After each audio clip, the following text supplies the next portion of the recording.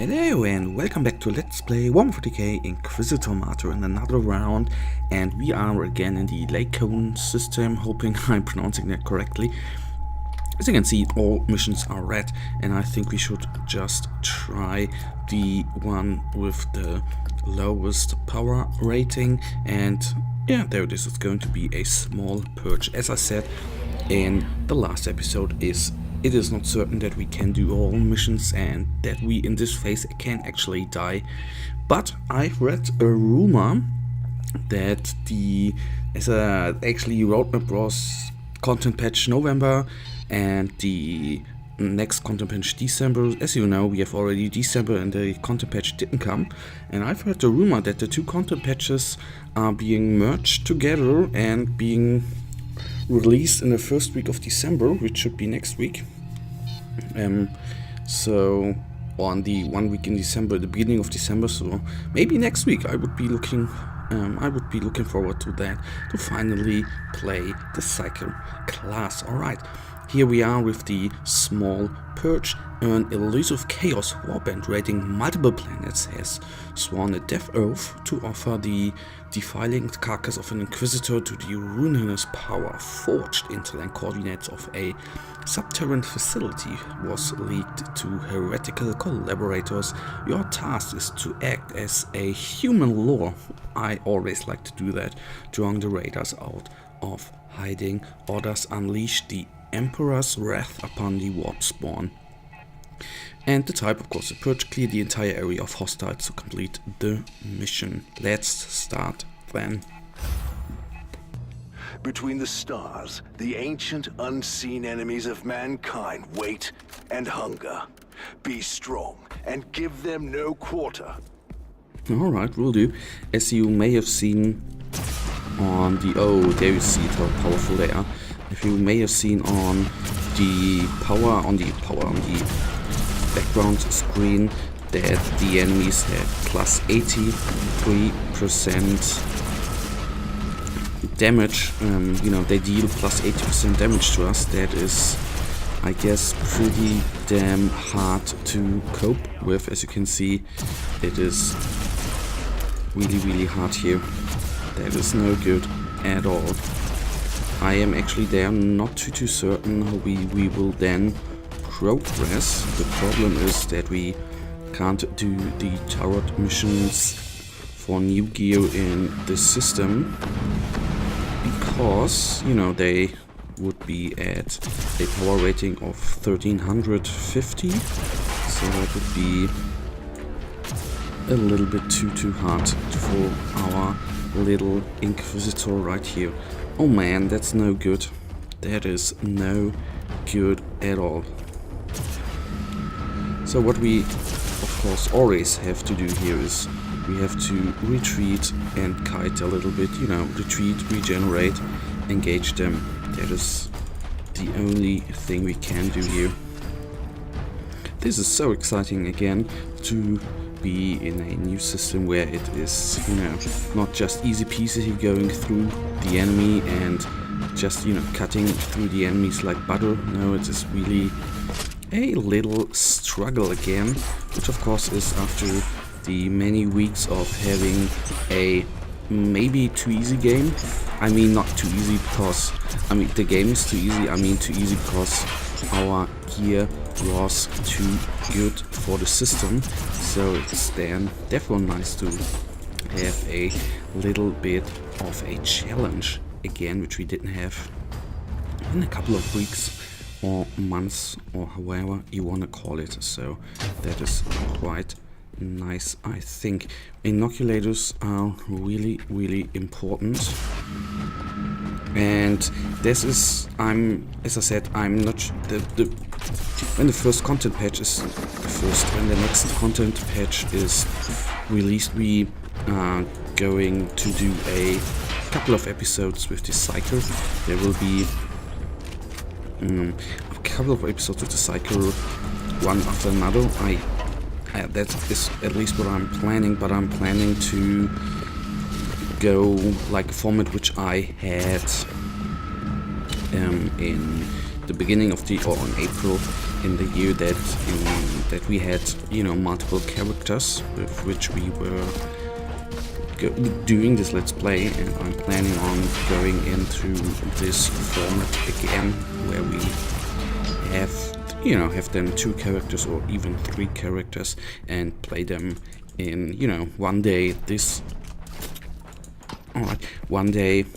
character and the other day the other characters. So that's a little plan. I don't know whether I'm actually going to do it, but that would be something we could do. What you can expect, of course, is a character wipe, so as soon, I've said that often, but I have to say that quite often, I think. There will be a character wipe, so once the content patch is out, this little sweetie here, this little sweet Inquisitor will be no more, which is a little bit sad, but I actually got already used to it. But you have to think, in the final game, of course, there won't be any character swipes. This is just here for the alpha with the content patches, because they can't release them all with, you know, when they bring whole new features, they can, you know, they have to purge the databases, I guess. Alright, that was actually quite easy here, so maybe the red missions or the high missions are not too bad for us. The good thing, I have to hope that we will then there find, you know, good gear, like, you know, green gear and blue gear, which brings us to a higher power rating and which makes us, enables us to play the turret missions, you know, whether we are going to make that in this system finally with the new content patch coming up soonish, I can't tell you, but you know, that's the normal way for me to go in this game. You know, do the system as long as you can, get the most gear out of it, and then switch to turret missions and get the most out of the turret missions until you can get to the new system, to the next system, and then you can start over all again. And that was at least my thing to do. I think it's the only way, and that is what we are going to do. Right, these are gone. Ooh, yes, shielding. And I like, actually, this setting has improved so much with the water effects, the little flowers and stuff. If I remember how that looked like a couple of months ago, they really improved it there. Pretty damn amazing. Okay, that one's down. The damage dealers are down, and new inoculators. So I have hopes that we can do this mission. I was a little bit afraid,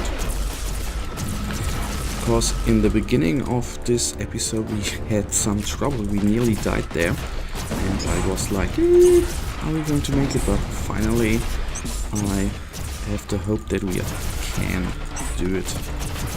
So as easy as we can now kill those enemies, plus with the large amounts of supply drops. This is really amazing, with, you know, having the health pack now, another shielding. This is quite nice. Alright, then let's, doesn't matter where I go first, I have to go one way again. Doesn't matter right now. Let's kill the last packs here. What I think is quite cool, that some of the enemies have now, or actually it's, I don't know whether that came with the last content patch or the content patch before that, they are now actually talking to you. And in the beginning they actually were not talking. And I'm so glad that I bought this game. I had such a tremendous amount of fun in this game. I've never expected it to be so good. I've never heard of newcore games. I never knew them. Now they have a Van Helsing game as well, which I probably will play a couple of rounds as well. So that's actually quite nice. But you know, they surprised me with this little game here, which is fun. Although, you know, there are some things I don't like. This is usual. There's always something in a game you do not like. That is completely normal.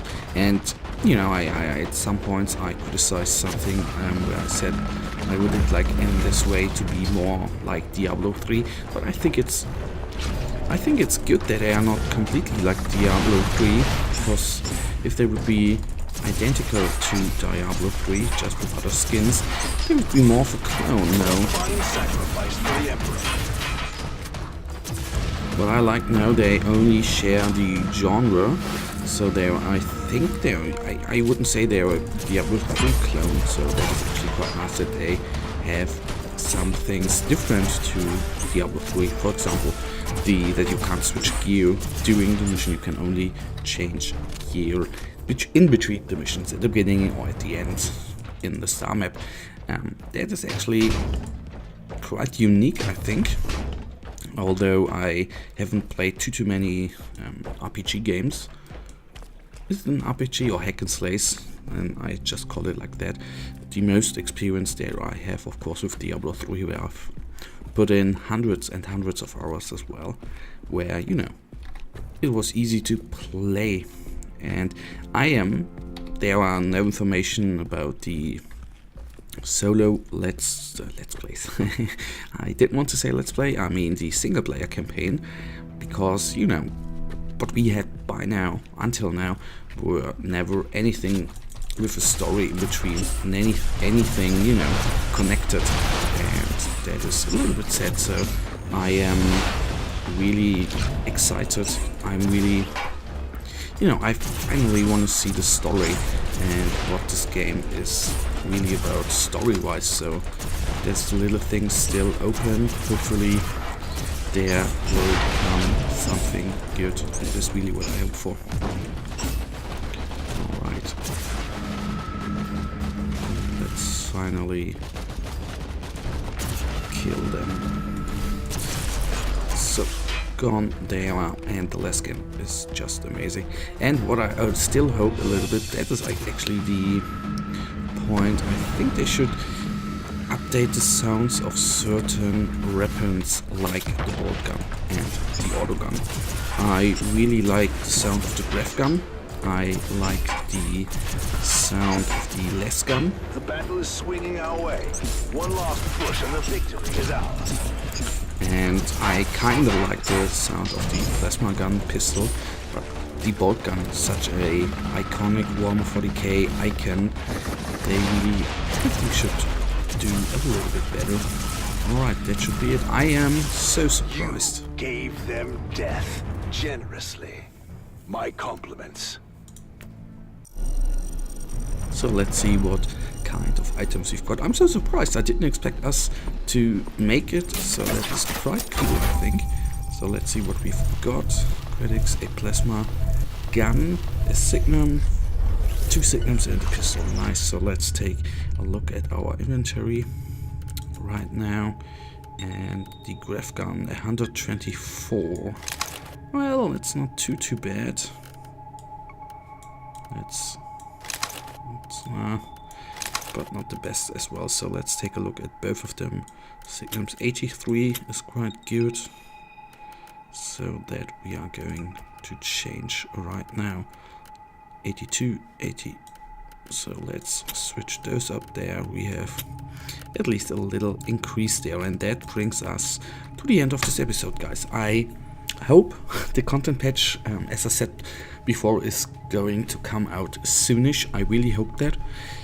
And well, for now, I really thank you for watching. If you enjoyed this episode, guys, sorry, not episodes, I meant this episode. If you enjoyed it, please guys, give me a thumbs up and subscribe, and I will see you in the next episode. Until then, have a nice day, stay frosty, bye.